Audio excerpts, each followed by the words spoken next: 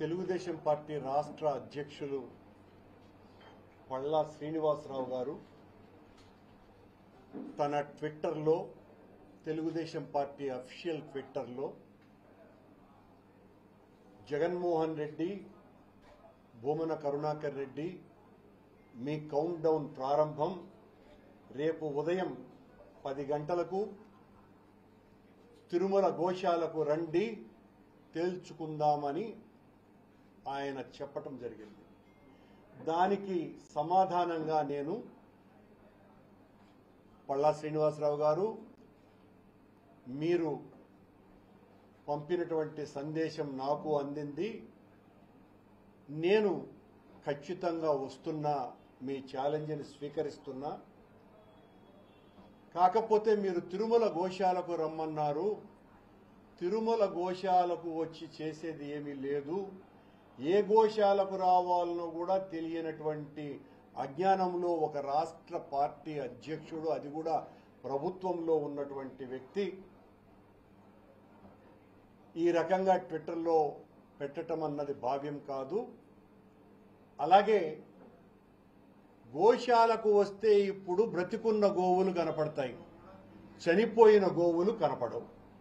చనిపోయిన గోవులు సంఖ్య తెలియాలి అంటే పాతి పెట్టబడ్డటువంటి ఆ స్థలాలలో తొవ్వి తీయాలా, కనుక నేను వస్తున్నా అని నేను చెప్పా.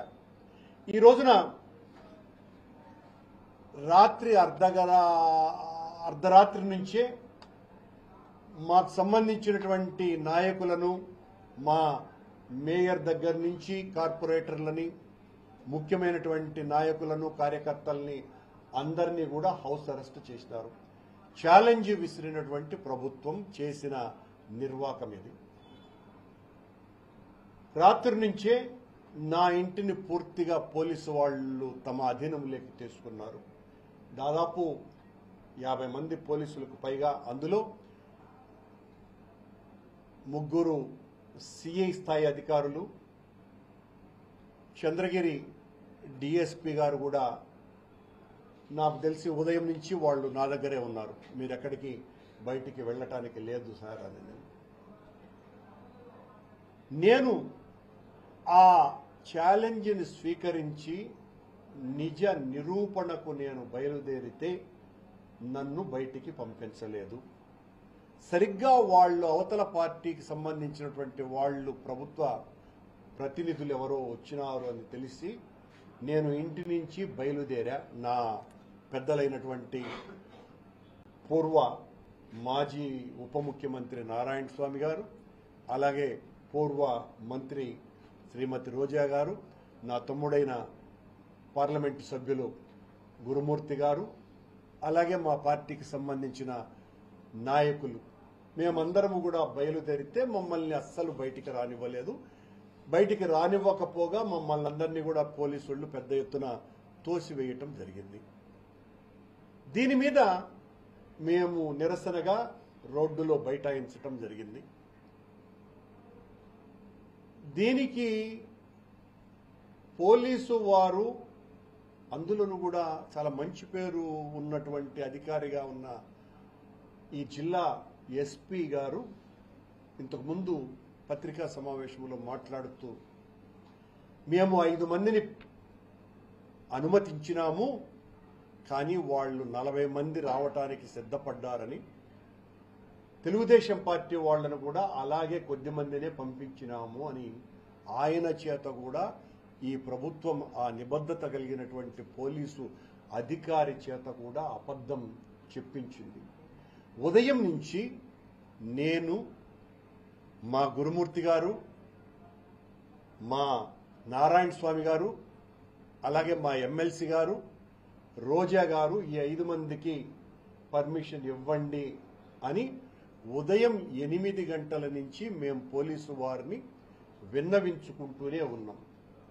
వారేమో అప్పుడు వారు పోయిన తర్వాత, ఎవరైతే ఆ తెలుగుదేశం పార్టీ శాసనసభ్యులు ఎవరో ఉన్నారో వాళ్ళు పోయిన తర్వాత మీ ఒక్కరిని అనుమతిస్తాము అని పదే పదే చెప్పటం జరిగింది.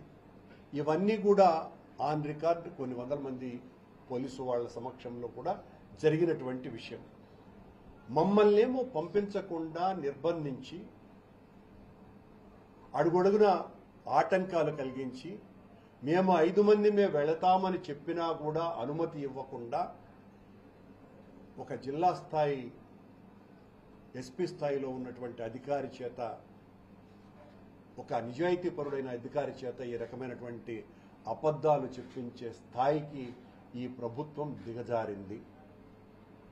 మేము ఆ మధ్యలో 12 గంటలకో ఎప్పుడో 11:30కో చంద్రగిరి అలాగే కాళహస్తి శాసనసభ్యులిద్దరూ కూడా నాతో ఫోన్లో మాట్లాడి అక్కడ ఉన్నటువంటి మీడియా ప్రతినిధులందరూ కూడా వినాలని, నేను ఎత్తకుండా పోతాననుకునేటువంటి ఉద్దేశంతో నాకు ఫోన్ చేయటం జరిగింది. నేను ఎత్తితే అన్న మీకోసం వెయిట్ చేస్తున్నాము చాలాసేపటి నుంచి అని చెప్పినారు. నేను కూడా వెయిట్ చేస్తూనే ఉన్నాను ఉదయం నుంచి నాని సుధీర్, కానీ నన్ను పంపటం లేదు అంటే మీ పక్కన ఎవ్వడు ఒక్కరు లేరన్న పోలీసు వాళ్ళు, మీరు కావాలని చెప్తున్నారు అని. లేదబ్బా ఇక్కడంతా చాలా మంది పోలీసు వాళ్ళు ఉన్నారు, మీరు ఎస్కార్ట్గానే అందించగలిగితే నేను రావటానికి సిద్ధంగా ఉన్నాను అని నేను చెప్పాను. చెప్పిన తర్వాత వాళ్ళు మేము పంపిస్తాము అని అన్నారు. వాళ్ళు పంపలా. నేను ఇక్కడ ఉన్నటువంటి పోలీసు అధికారులతో, ఇక్కడ డిఎస్పీ గారు కూడా ప్రసాద్ గారు కూడా ఉండినారు, ఇంకా ఉన్నారు అనుకుంటా బయట, ఆయనతో కూడా చెప్పడం జరిగింది మేము వెళ్తాము అని. వారు మమ్మల్ని పంపలేదు. అది కూడా విజువల్స్ అన్నీ కూడా బయటికి వచ్చేసాయి. అలాగే తమాషాగా నాకు ఎవరైతే సవాలు విసిరారో ఆ రాష్ట్ర అధ్యక్షుడే తోక ముడిచి ఈరోజు రాలా. నా ఛాలెంజ్ని స్వీకరించాల్సినటువంటి బాధ్యత నిజానికి ఆయన మీద ఉన్నది. ఆయన ఛాలెంజ్ని నేను స్వీకరించినాను కాబట్టి. ఇలా తెలుగుదేశం పార్టీ, జనసేన పార్టీకి సంబంధించినటువంటి నాయకులు మమ్మల్ని ఏదో మేము ఆ ఛాలెంజ్ని స్వీకరించకుండా భయపడిపోయినాము అన్నటువంటి విషయాన్ని అందరికీ చెప్పేటువంటి ప్రయత్నం చేస్తున్నటువంటి మీకందరికీ కూడా ఈరోజు మించిపోయింది.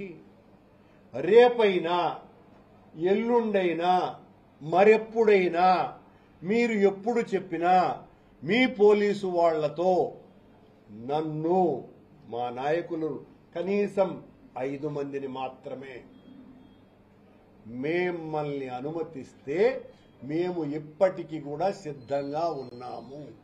ఎక్కడా కూడా ఆ విషయంలో వెనక్కి తగ్గేటువంటి పరిస్థితి రానే రాదు, లేనే లేదు. మీ ఎగ్జిక్యూటివ్ ఆఫీసర్ 43 ఆవులు చనిపోయాయి 3 నెలల్లో అని ప్రకటించినాడు.